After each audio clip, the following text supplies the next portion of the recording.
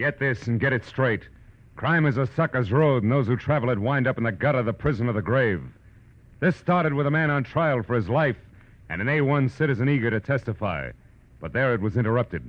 And it wasn't until I found a corpse in a bubbling bath, gunplay in the woods, and lots of blackmail that the real eager witness had a chance to talk. From the pen of Raymond Chandler, outstanding author of mystery, comes his most famous character and crime's most deadly enemy, as we present The Adventures of Philip Marlowe.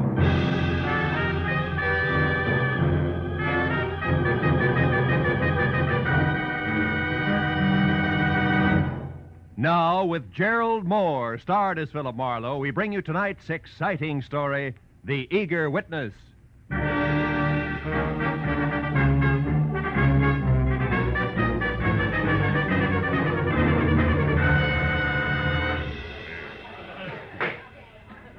Division 88 of the Superior Court of the State of California and for the County of Los Angeles is now in session. The Honorable Albert Winston, judge presiding. Everybody rise.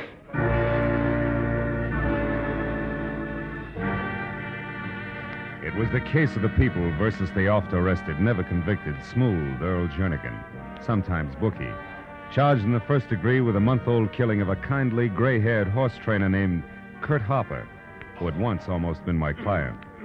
It was the afternoon of the fourth day of the trial, and the prosecutor for the state had already built an almost airtight case against the alleged gambler when my turn finally came. To further substantiate the state's claim that Earl Jernigan did willfully and with malice aforethought take the life of the deceased Kurt Harper. Will Mr. Philip Marlowe take the stand?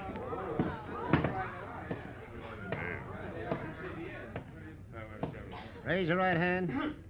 Promise to tell the truth, the whole truth, nothing but the truth, so help you God. I do? State your name and occupation. Philip Marlowe, private detective. Take a stand.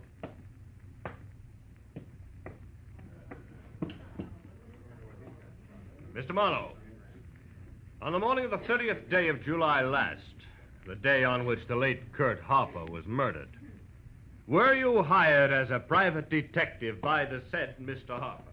I was? And at that time, Mr. Marlowe, did Mr. Harper state his reason for hiring you? He did. He wanted me to act as his personal bodyguard on the following day when he planned to drive to San Francisco. Did he say why he needed a personal bodyguard? He did. He told me he was afraid for his life, that he refused the gambler's demand that he drug a certain racehorse a week earlier, that gambler had threatened to kill him. I see. Now, Mr. Marlowe, did Mr. Harper name that gambler? Yes, he did. Who was it? Earl Jernigan. Thank you. No further questions, Your Honor. Counsel for the defense. Counsel for the defense waives cross-examination, Your Honor. The witness is excused. Didn't make sense. No cross-examination. Because from the opening adjective, the counsel for the defense, a dapper item named Calder, who always appeared in French cuffs, gray gabardine, and a cocky, uninviting smile, had raved, ranted, and practically spit at each witness the state had presented. So the courtroom was left with a tingling impression that Earl Jernigan's attorney had something of a surprise waiting up his legal sleeve. Later, when Calder was on his feet and addressing the jury, that something started out fast. Now that the state has taken the trouble to offer so much circumstantial evidence, so much hearsay, rumor, conjecture, now will I smash all of that with the testimony of one man. One man known to all of you as an outstanding citizen of this city. A prominent real estate broker. An unimpeachable witness eager to testify. Mr. Leonard Gaines. It worked. Landed in each and every lap like a live grenade and exploded all the way around at once. And when the eminent Mr. Gaines, gray at the temples, maybe 45, and neat and expensive midnight blue flannel with giant stick-pin to match, took the stand, and in his own meeting of the board tone of voice told the court that Earl Jernigan had spent the entire day and night of July 30th last with him at his Malibu Beach home, the prosecuting attorney's jaw dropped to his chest and he stared dumb. Day or night did Mr. Jernigan ever leave my home. And as for the hour of the murder, 8 o'clock in the evening, we were having dinner. After that, we played gin rummy until midnight. Are you sure of that, Mr. Gaines? The hour of your dinner, I mean. I am positive, Mr. Calder. No, you can't be. You're lying. Order, Miss Harper. Order in the court, please. No, I won't be quiet. I won't Quiet. Order. This court is adjourned until tomorrow morning at 10 o'clock.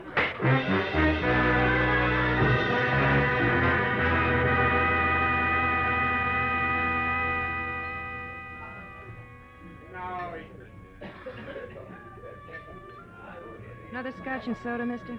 Yeah, I guess so. Oh, wait a minute, baby. I think I'm going to have company. Mr. Marlowe, can I talk to you for a minute? I'm Gail Harper, yeah, I know.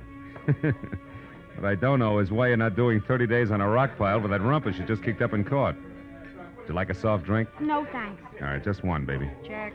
The judge said he understood and left me off with a short lecture, which was what I had counted on. Oh. You mean all that fireworks in there was planned, not just spontaneous combustion? That's right. I had to have time. Look, Mr. Marlowe, will you work for me? Oh, well, now look, Will baby. you help me prove that Mr. Leonard Gaines is a liar and that Earl Jernigan did kill my father? Now, take it easy, Gail. It's a big mouthful, you know. Mr. Marlowe, listen, please. There isn't much time. We got to prove this tonight or never. By noon tomorrow with the outside, the case will go to the jury. Okay, what do you want me to do? Take over where I left off. But first, let's get out of here. All right. And never mind that drink, miss. Where do we start, honey? With Leonard Gaines' ex-wife, Debbie Jansen. Here's a snapshot of her. They were divorced about 6 months ago, Mr. Marlowe, and she wasn't very happy about it. No, huh? Made you figure she was your in? Yes, and I was right. Mr. Marlowe, it took eavesdropping, bribery, second-story work, but I found out plenty. I'll bet you did. Like what? Oh, hold it, Gail. Light's red. Like the fact that Debbie and a guy called Eugene Mowry are putting a bite on Gaines for $20,000. Blackmail, Mr. Marlowe, with the payoff scheduled to be made sometime tonight. Right now, she's staying at the Sunland Sulphur Springs Lodge out in the valley. Gaines used to go there once in a while for his arthritis. And the why of the whole business is a letter Gaines once wrote to his ex-wife. No fooling. Uh-huh. Well, tell me, what's that to do with Jernigan's trial and Gaines being a... Oh, it's green now. I think there's a connection because yesterday I overheard Debbie tell this Mowry something about Gaines' scheduled appearance at the trial today and... Yeah? Oh, Mr. Marlowe! Hey! Those jerk California drivers. The man behind the wheel. What about him? That thin face, blonde hair. I've seen him before. I know he was trying to hit one of us. Oh, fine. Well, that'll keep things from getting dull, won't it? Then you're gonna help me. Well, now, look, who could resist you, baby? Okay, tonight I check in at the lodge at Sunland Sulphur Springs. Come on, let's get out of here.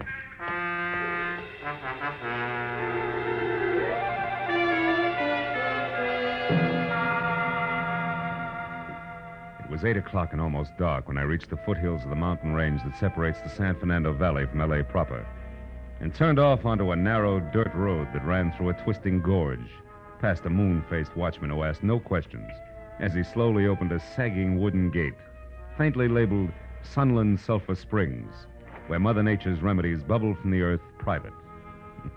It was another 5 minutes along the same dirt road uphill and through thick foliage before I was at a parking space out of my car and walking the last quarter of a mile toward the lodge itself that was spotted with widely separated cottages, also sagging, and each tagged Casa, and followed by something Spanish and hard to pronounce. Inside the place was cheap porch furniture and occasional threadbare rugs over scarred pine and deserted, except for a sleepy old guy with thick-lidded eyes and an accordion-wrinkled face who was slouched in a heap behind a sign on the reservation desk that read Maynard Sharp, no less, night manager. When I gave him my name and said that both my rheumatism and I needed a rest, he came too, almost. Roomy, Mr. Marlowe. Well, let's see. Can let you have most any one of the cottages. Half of them are empty. Things kind of slow this time of year. How slow can you get? You'll be surprised. How's about Casa Francisco de Leon?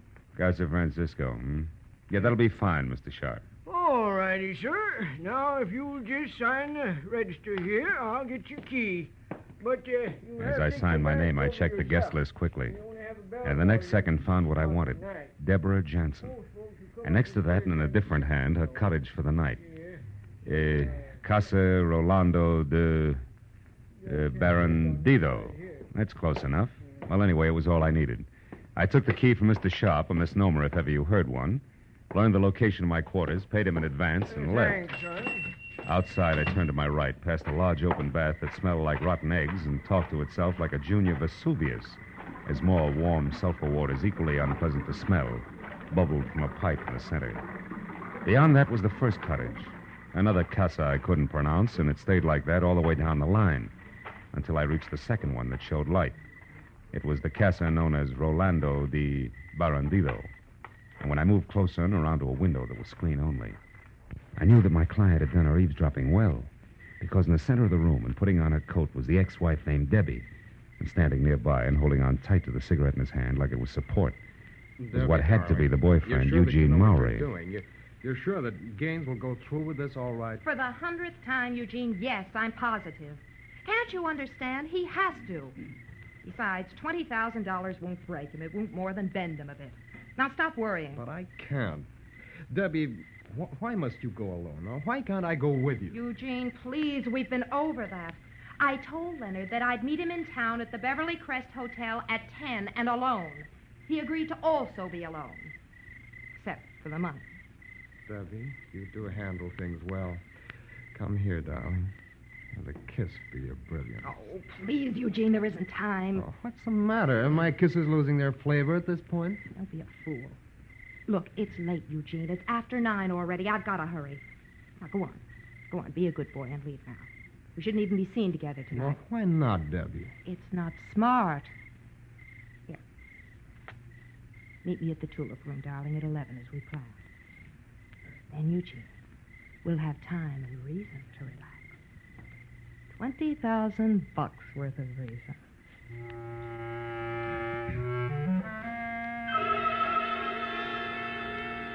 As Maury oozed toward the door, I slid away from the cottage and into the shadow of a clump of trees nearby. Stayed there as he walked out of sight down the road that led back to the parking space. Then a few minutes later, when Debbie clicked off the light and left, I moved out of hiding and started slowly after her at a safe distance. Until from someplace in the night, an ugly, snub-nosed automatic that belonged to someone blonde and thin-faced as a near automobile accident stopped me cold. Where you going, Jack? For air. I love to walk in the country at night, okay? I wouldn't know, Jack. I'm a city boy myself, but as long as that's what you want, it's Jake with me. As long as it's where it's good and dark. Now, go on. That way. Move.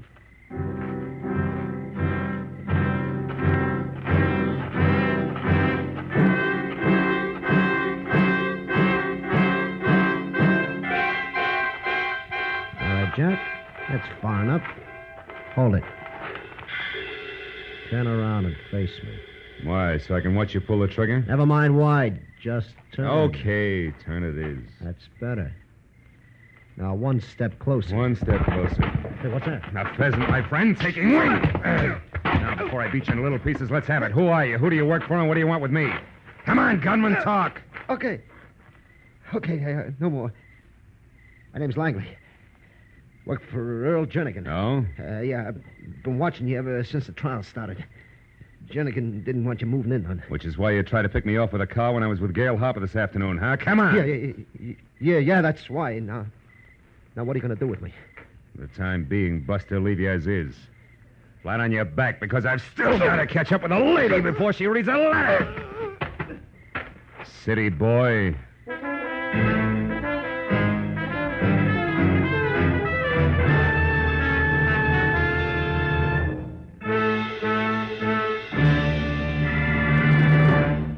In just a moment, the second act of Philip Marlowe. But first, because of the sharp rise in America's birth rate during the war, we face a very serious educational crisis. Many communities will find that their schools lack sufficient teachers, classrooms, and facilities. Citizens must get together and work for better schools, more teachers. If we want all of our children to have a chance for a good education, we must take action now. Now, with our star, Gerald Moore, we return to the second act of Philip Marlowe and tonight's story, The Eager Witness.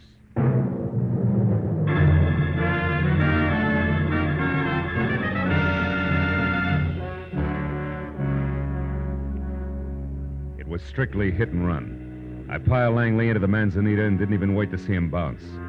Instead, I took off through a gully that was a shortcut to my car, because I knew that Jernigan's watchdog had nothing to offer compared with the hot-headed Debbie Jansen, who at the moment, no doubt, was well on her way to the Beverly Crest Hotel, and a blackmail rendezvous that was a cinch to wind up in the final destruction of the letter. That was my theory. But I dropped it like a hot rock just as I crossed the path to the sulfur pool. Mr. Marlowe! Mr. Marlowe! Somebody screamed! Yeah, in there by the spring. Oh, gosh. Oh, my gosh. Sure had to happen to me. It was nothing but sulfur fumes and the thick gurgle of the springs until Sharp played his flashlight over the pool. Then we saw her. Oh, my gosh. And the water that was turning red from blood oozing around the knife in her back. Look. It's Miss Jansen. Come on, Pop, give me a hand. Let's get her out of there. Yeah, Come on. Take it easy now. Take it easy. That's it. Debbie. I never should have tried. Tried what? Who was it, Debbie? Who did this? He got the letter. Who? Who got the letter, Debbie? Debbie. Marlowe, did she pass out? For good, Maynard. She's dead. Oh, she seemed to be mumbling something about a letter. Did you get what it was? Yeah, only part of it. The killer apparently took the letter away from her. Believe me, that's bad. Letter? What's a letter? Wait a minute. Huh? Oh, it's probably that pheasant again. Letters? What are you talking about, Oh, I son? guess I'm just getting jumpy. Hey, there is somebody. Come on, Pop.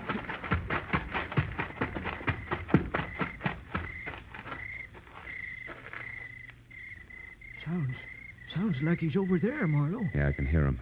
Oh, no, that ain't going to do you any good, son. Not in that brush, it ain't. And what's more, I wouldn't go any further if I was you. But Pop, all he needs is 10 seconds and he can destroy that letter for good. Well, just the same, there's 1,000,001 places a killer can hide in there and lay for you, son. Yeah, Pop, well, for the moment it's a stalemate. I'd sure love to find out who that snake in the bush is. You know, I've run a peaceful place up until it's getting to be like one of them there movies. Only thing left out is a posse. Yeah, you're so right. Murders in the night, lost letters. It's corny enough without a posse. Yeah, and might dangerous, too. Yeah, I see what you mean. Are you ready to... Yeah, I'm ready. Yeah, I'll lead you back to the office. My Jasper, I don't understand this one bit. Miss Jensen is stabbed to death over that letter, and in her dying... Hey! Huh? What is it? Shh. Up ahead there. Somebody ducked behind that big tree. Keep the chatter going, Maynard. Walk on up the path. Don't let him know we spotted him. Go on, talk. Well, okay, sure. I was saying I don't understand. Well, our place here is generally as quiet as a tomb. As the old man grimly ad-libbed his way up the path, I followed a few feet behind. When he got even with the tree, I turned suddenly, took 3 fast steps, and grabbed. Come here, you. Hang on to him. Hang on. Well. Mr. Leonard Gaines, the unimpeachable citizen himself. Stand still, Gaines. A gun. What's the idea, Marlowe? Try running and it'll come to you. I suppose you've got a legitimate reason for being here all thought up? I'm here because I've got a touch of arthritis. I need a treatment and a night's rest. Arthritis isn't all you're going to have if I find what I think I'm going to find in your pockets. Empty them, Buster. I said empty them. All right, I'll empty them. That's better. Sharp, you're a witness, and I demand that you... Now, just a minute, Mr. Gaines. You're in a pretty bad spot to demand anything. There's our baby. There's the letter we've been looking for. Pick it up, Gaines. Pick it up and read it. Now see here, Marlowe. See there, Gaines. Read it while you're able to. Yeah. My dear Debbie, if I didn't know you so well, I'd resent your stupid accusations. Now, look, Marlowe. Read it. We've already made our property settlement, as you're well aware, and you'll be a long time finding a court that says otherwise.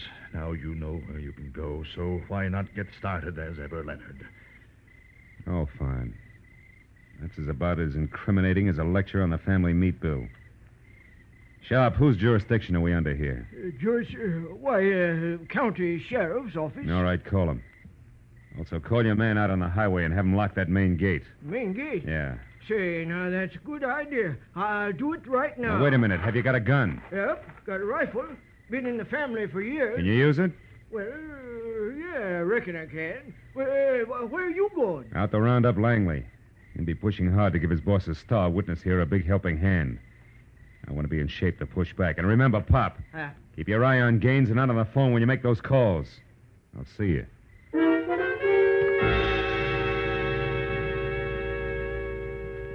The second time that night, I started down the hill and toward the car lot, keeping in the shadows and moving slowly this time.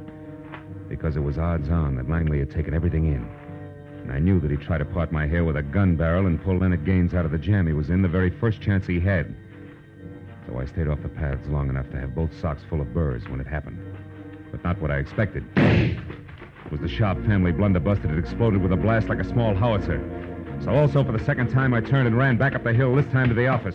I got there just as Maynard, climbing hand over hand up a smoking rifle barrel, made it to his feet. Maynard, what happened? Where's Gaines? Well, I don't know. He got away, I guess. Well, the shot, what about that? It went up there, through the roof. Oh, fine. Well, gosh, I didn't suspect a thing. He just said he wanted to smoke. But he didn't happen to have a match, I know. So you hung your rifle over your arm, stuck both hands in your pockets to find one for him, and that's when he took you. Yeah, that's exactly what happened.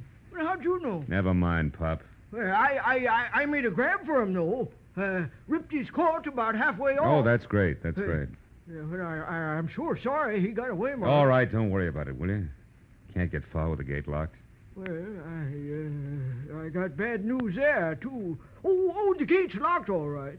But there's a back road. There's a back what? Back road. Right, yeah, well, go ahead. It ain't much. It's rough and rocky, but it's passable. And anybody's been up here as often as Mr. Gaines has sure know about it. Oh, great. Look, Pop, can't you understand that there was a murder committed here tonight and we had the murderer? but No buts. Fell for the oldest gag in the world. But I was a sucker to turn him over to you. And will you stop waving that envelope? I just think you ought to see this. All right, what is it?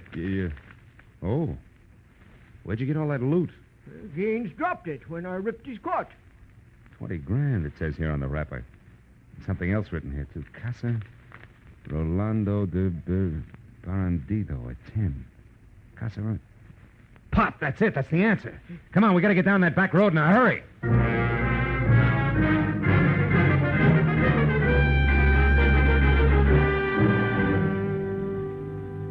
With Sharp at the wheel of the pickup truck, we bounced over the pair of sometimes parallel ruts studded with stones the size of bowling balls. It was called a back road. For the better part of 2 miles before he cut lights and motor and whispered that if Gaines was going to get stuck at all, it was sure to happen in a dry wash just around the next bend. I told him to wait and went ahead on foot. He was right. Gaines was stuck in more ways than one. His car was up to its hubcaps in sand and his wallet up to its stamp compartment in blackmail, conducted by his ex-wife's murderer with the same lever she'd had, the letter. It was Eugene Maury, and clenched in his hand was a tattered white envelope, nothing more. I'll make it easy for you. I held my .38 in close to my side and edged up behind him. 20,000. Now, Maury, I don't have that much. You lie. You're going to pay her that. I don't know. I know because we worked the deal out together. Only she got greedy. Tried to double-cross me and pull it alone. Oh, so you killed her? Yes, I didn't intend to, but when I found out that she tricked me, I was furious. The first thing that I knew, I'd stabbed her. That's enough of that. Just give me the money. You've nothing to worry about. Now, listen, Maury, I tell you, You listen, Gaines. You're in no position to bargain. It's better than having your $200,000 gambling debt exposed and your reputation ruined, isn't it? Or facing the trigger man, Langley, if you refuse to alibi for Jernigan, isn't it? Or bucking a perjury charge if you do alibi? Oh, no. You got yourself in a corner, Gaines, so pay off. It's only $20,000. But I tell you, Maury, I don't have it. You're I lying just simply- again. No, he isn't. Don't move, either one of you. Leave your hands where they are. I got the $20,000 right here, and it's pretty well earmarked as blackmail payment already. But just to round things out, Maury, I'll take that envelope you've got there. This? Well, what do you want this for? Funny man. Because it's no doubt postmarked with an hour, a date, and a location, which together with Brother Gaines' own handwriting places him out of town on July 30th, a time he swears he was at his Malibu home all day with Jernigan. Right, Gaines? Smart boy, aren't you, Marlowe? You still got a chance, Gaines. You better gamble with me. You've got nothing to lose now. I'm with you. Stand still, Buster, or so help me out. Now, Gaines, go! Oh! Oh, my leg! Were you thinking of going someplace, Mr. Gaines? No. No, I'm not going anyplace, Mr. Marlowe.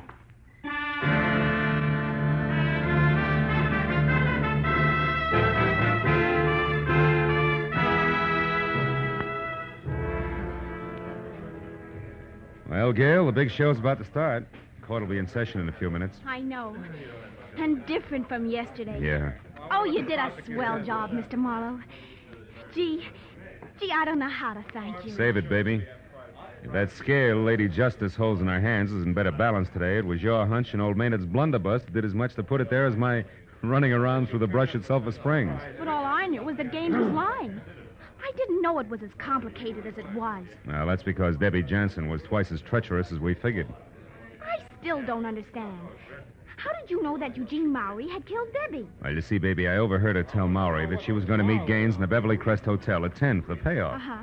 But I figured that was a lie strictly for Maury's benefit when Pop gave me the packet of money Gaines had dropped. It had that complicated name of a cabin and the time of the appointment, which was also 10 written on it.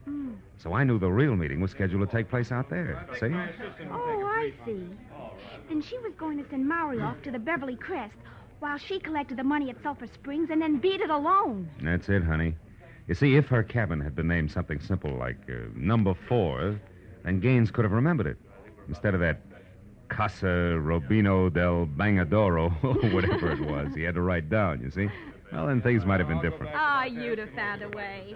After all, you figured out it was the postmark that was important. Only after I'd been slapped in the face by a perfectly harmless letter with no envelope. Had to be the postmark. What else? Oh, they're starting. Yeah. Good luck, Mr. Marlowe. Give him the works. Don't worry, baby. I'm the eager witness today. We're going to knock them dead. Literally. They got it coming. I watched Jernigan's face as the preliminaries got underway. The killer was beaten. When the court finally settled down to work and the prosecutor took over, I listened to his deft build-up as he primed the jury and the dramatic ringmaster voice he used when he called. Will Philip Marlowe take the stand, please?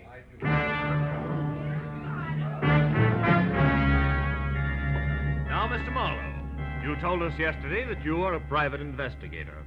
Now, will you tell the court in your own words what happened to you last night?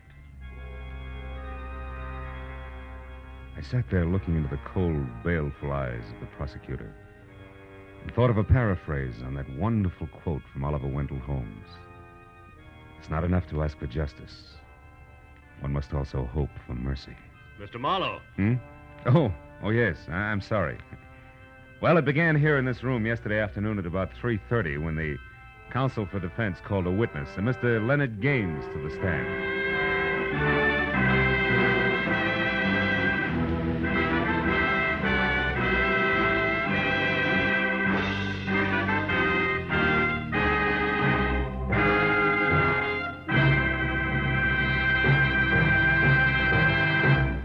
The Adventures of Philip Marlowe, bringing you Raymond Chandler's most famous character and crime's most deadly enemy, star Gerald Moore, and are produced and directed by Norman MacDonald. Script is by Mel Donnelly, Robert Mitchell, and Gene Levitt. Featured in the cast were Joy Terry, John Daner, Michael Ann Barrett, Junius Matthews, Ben Wright, Lou Krugman, Larry Dobkin, and Bud Whittam. The special music is by Richard Orant. Be sure and be with us again next week when Philip Marlowe says... The trail started in Montana with a bum with two names rushing away from his lady love and led fast into L.A. past a southerner from Canada, a worried wool dealer and a chorus girl with a .45. When it finally stopped at Murder in the Park, the tramp was still in a hurry.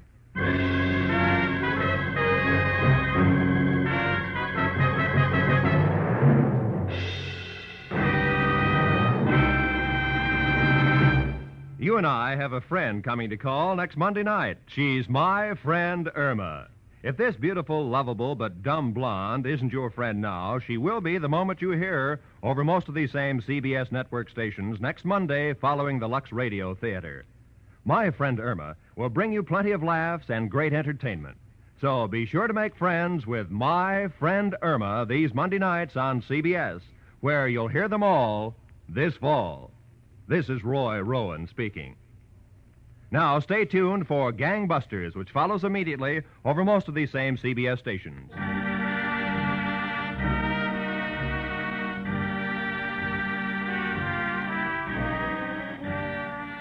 This is CBS, where Arthur Godfrey's Talent Scouts are heard Mondays, the Columbia Broadcasting System.